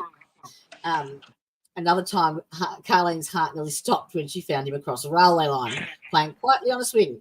A railway line. He crossed it by himself. So she was desperate and overwhelmed. So she'd made a decision that would absolutely invite judgment from strangers around her because it was purely born out of necessity. So what she did to try and control him was she secured him on their veranda with a harness and a lead. Now, it does make sense, but she put all his toys around him. It was a practical solution for safety, but to people passing by, it looked like they were tying him up like a dog. And you can understand that. So when the complaints came, she defended herself. Like, what else could she do? Her 16-month-old son had been a flight risk and, he'd been running around crossing railway tracks, for goodness sake. So,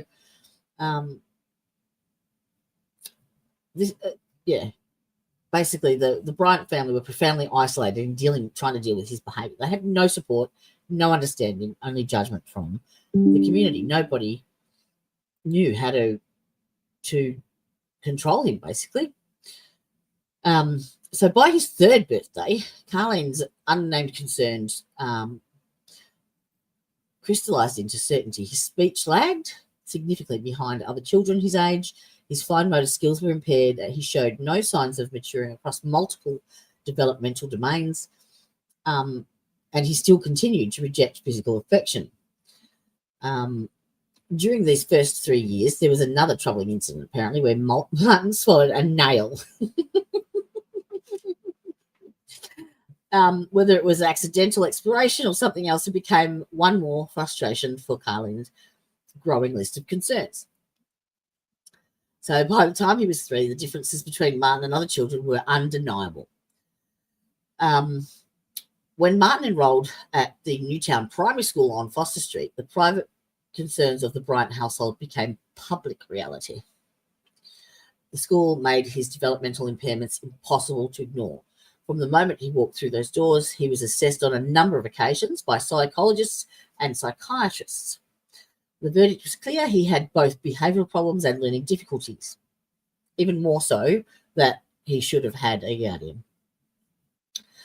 But more than that, school initiated what would become the defining experience of Martin's childhood, a cycle of rejection, isolation, and solitude that would characterise his entire educational experience. So that's got to leave a mark. To his classmates, he was a puzzle wrapped in strangeness. He stood with his face all squinted up as if the sun was too bright, suggesting that sensory sensitivities made the world feel too loud or too bright or too much. He stood out as a loner, but not by choice. He was different and odd but it drove others away. He tried to make friends, but his attempts were catastrophically misinterpreted. So he'd like creep up behind children and jump on them and thinking that was a good way to introduce himself. And what he thought were silly games, others saw as aggression. So they use this information in later down the track to twist it into something different. And apparently when he was caught, he'd cry and squeal as if he was being hurt. And so the kids let him go out of confusion or pity. So, yeah, teachers and peers remembered him as the theatrical high voltage child. My daughter's been called that. Theatrical. And she has ADHD. So he was unpredictable, difficult to read, and exhausting to be around. And they would be. Yeah, there's a lot of young boys that are like that. Really. Absolutely. Yep. But they twist that into something, negative and dark. Children can be cruel, and the nicknames they actually gave Mark, there's two of them. They actually gave him two nicknames whilst he was at school. First one is Silly Martin, no sense, no feeling, a taunt that was derived from his blank expression and apparent inability to communicate meaningfully. They weren't very creative. No, and the other one was the Shadow. Yeah, that'd be all right. Because he would suddenly and silently appear alongside other people. That's cool. That's a cool name. The other one's his poor stupid, social skills made it unsettling rather than welcome. And it wasn't just schoolyard teasing. There were labels that defined how the children, perhaps Martin himself, understood who he was. So that was one of his weaknesses, and that's what Avery used against him. He never wanted to be known as stupid. It was something, he just couldn't deal with. Never wanted to be called that, and that's what Avery played on. Oh, I can't keep any headphones on my head. They keep sliding off. Well, because you haven't got your hat on. Even with a hat, I can feel them just slowly going backwards. Every set of headphones, doesn't matter which. Turn them around the other way. Maybe you got them on back and front. Yeah, I've tried. And it's on as tight as it can go. It's not like I can't make it any smaller. Put a hair clip on them. Put hair clips on them today. Oh, hang on. I've got one of them. Where did I put it? Yeah. I normally have to put my hats in place because they pull forward. Mm-hmm. And I've cleaned up. Mm-hmm. No clips. Oh, yes, there's one there. I'll do it later. Okay. Pictures. Come on. Sure. Okay. This is his sister Libby. Oh, I'm getting an echo.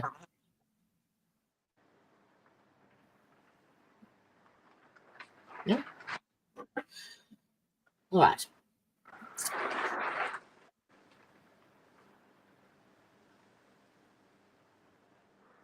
I'm hearing things, I think. What are you hearing? Oh, you're not coming through my earphones. Okay, hang on. Settings.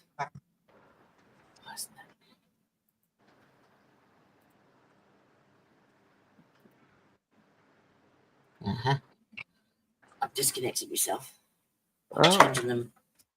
Changing the headphones. Hang on. Oh, that's better.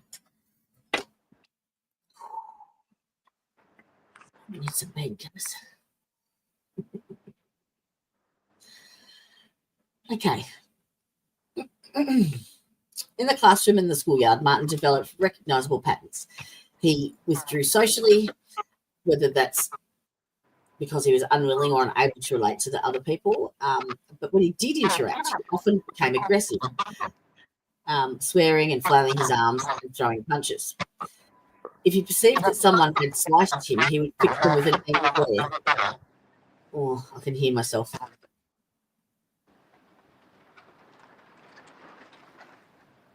Unable to process or communicate his feelings in more adaptive ways. Academically, he struggled with most everything. Woodwork and art were the only subjects where he showed any competence, suggesting a spatial or hands-on ability that his intellectual limitations didn't impair. And throughout it all, he was frequently bullied day after day. Martin was a target. One of the teachers wondered whether or not he had deep-seated resentment that was building inside this rejected child. We now understand that chronic social rejection and bullying profoundly affect the psychological development. Typically developing children, it leads to poor self-concept, anxiety, depression, and accumulated anger. But for Martin, a child with intellectual disability, poor social cognition, and limited emotional regulation, the damage was even more severe. He lacks the cognitive capacity to understand why he was rejected. He couldn't develop strategies to fix the problem, and every day was a fresh assault on his sense of self, and he had no tools to defend himself or to understand what was happening to him. So can you imagine being accused of this, how that would impact him? That's his life all over again in a nutshell. What are you talking about? I don't understand, and I don't know how to fix it. And he's probably been thinking that for 30 fucking years. So his parents, the dynamics between his parents they both had differing parental opinions, basically. Maurice was the normalizer. So he basically saw his son as spirited, where others observed profound difficulties. But then that's a typical father. They're never there. They're at work. So it's the mother that has to deal with it 24 hours a day. So you can understand that. And what he sees as spiriting, because he's, got energy when he comes home and he brings him from work. If you add that to 12 hours, he might not be as spirited. He saw a child that was perhaps a bit challenging, but fundamentally normal. This wasn't denial born of ignorance. It's just a father's desperate hope that, intensive hands-on parenting could normalise his son's behaviour. So he engaged with Martin through action. He took him spearfishing and diving and, family holidays at the family holiday house at Port Arthur, believe it or not. And these were some of the times that Martin only really felt truly settled and engaged. In the water with his father, he found a kind of peace. And his approach provided Martin with some of his few positive childhood experiences. But it also may have delayed or prevented more intensive interventions that Martin desperately probably needed. But Carleen was drowning. She recognised that something was wrong from the early days, but was so overwhelmed by the daily reality of managing him that she couldn't understand.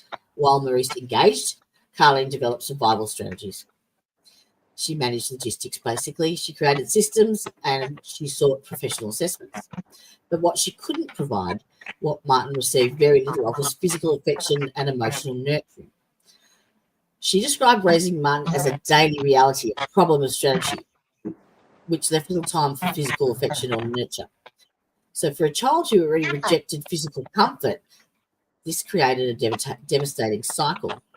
Though Martin didn't seek comfort, so Carleen focused on management, which meant he received even less emotional connection, which reinforced his isolation. Oh, look at that. Who's live?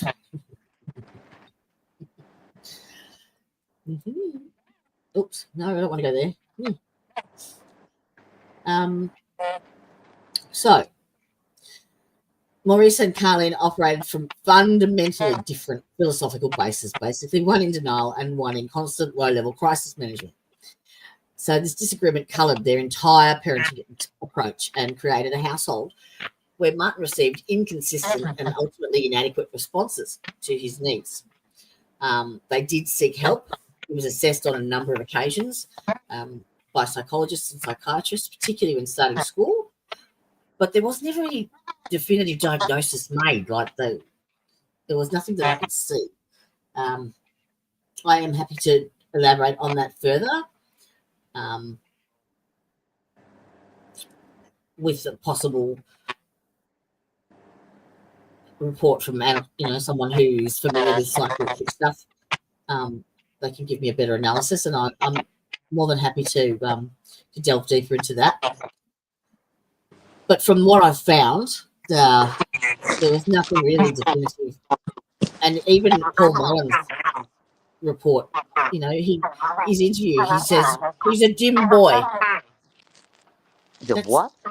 A dim boy. Oh, a dim boy, yeah. Yeah. Like, that's not a diagnosis, mate. Like, yeah.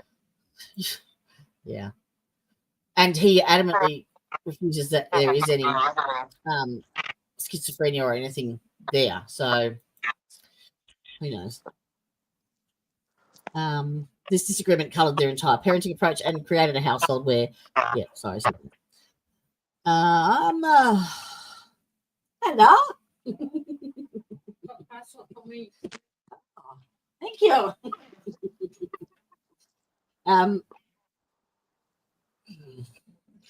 Can I share the screen? I might have to just nick off for a second to give some instruction. How do I do this?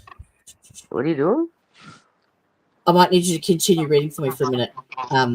Sonia's just arrived. And I just got to sort. Share screen.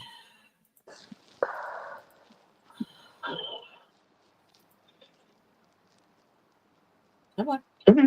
It's not working. Just say, there we go. Oh, anyway. Hang on. Zoom. Yeah. Are you able to? Oh, you're not, are you? No, I can't control it.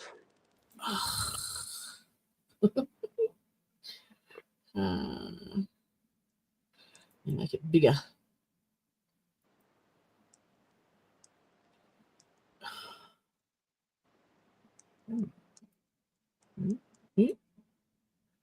Make it bigger. Email me the document and I can do it. Oh, yeah. Hang on. I need a wee. Fluid tablets. And some painkillers.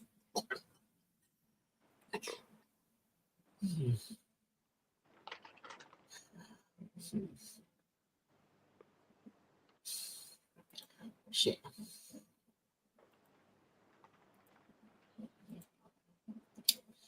Okay, email.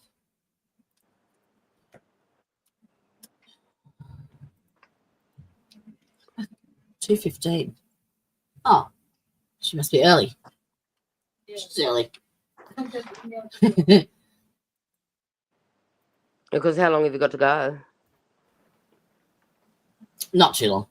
Yeah, because it's 2 hours now, yeah. Yeah.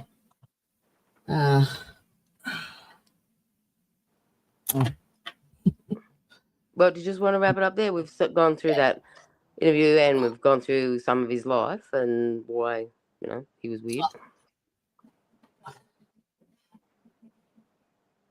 I have templates. Yeah, it's okay. I have templates set for 10. I'm not anal. I'm not. We can do that. We can finish that quickly tomorrow first. How many pages is there left? Oh, yeah, we're halfway through. Yeah, so we can finish that tomorrow. Yeah, all right. That's true. Yeah, we'll go through it at the beginning. Yeah, because that video took up a lot of time. But yeah, it did. I think it's a good way to evaluate from the start to the finish of what your opinion is. Yeah. Yeah, okay. That works well for me because my back is screaming. I thought it might be because you haven't got that chair set up right. Yeah. No, I haven't. I put all these things on it, all the memory foam things, but didn't actually test it. Yeah, it leans back and everything. You can lay right down on it. Yeah. I just got to work with that. Yeah. All right. Let me get rid of that. Let's go back to that. Ta-da. Oh, ta-da. In vegan. Miss Curly hair. Mm-hmm. All right. Well, that is episode 1, part A. We'll do the end of it tomorrow. Sorry. No, we're doing this weekly, so it will be next week. Yep.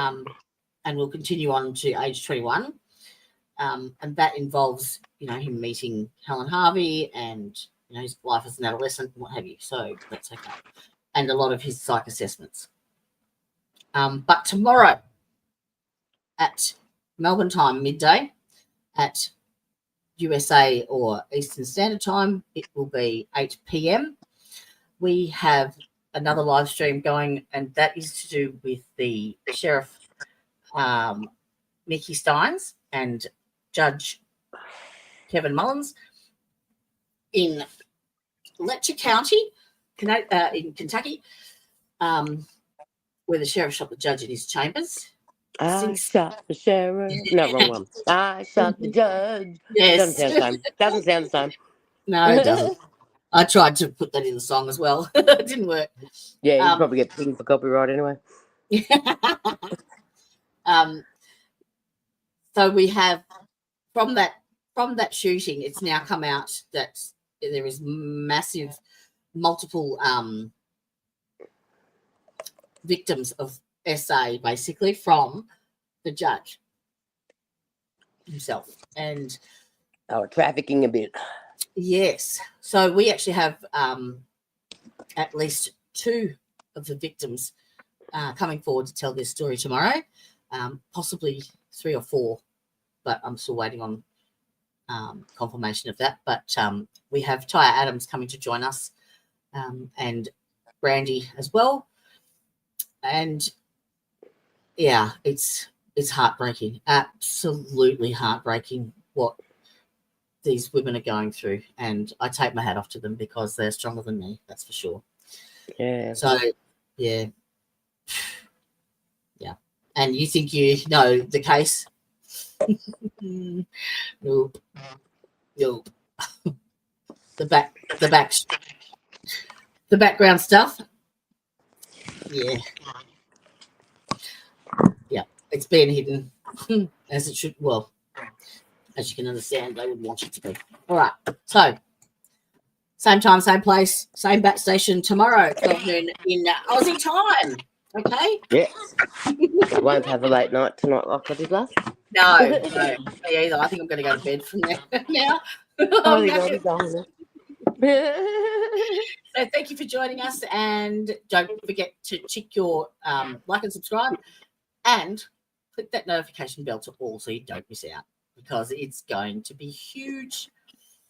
All right, hasta la vista. I'll see you when I'm looking at you. Bye-bye. Catch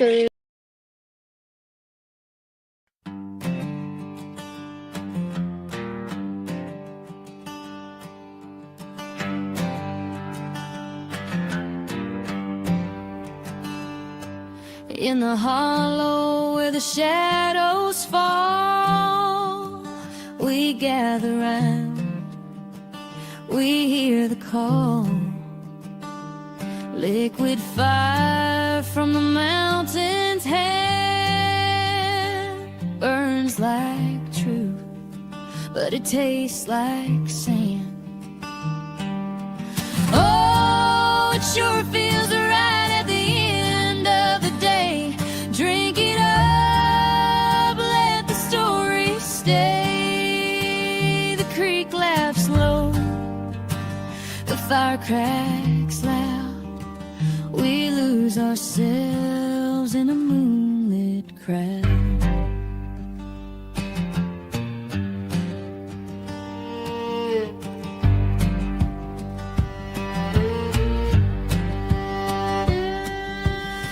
So thick it hums and sings,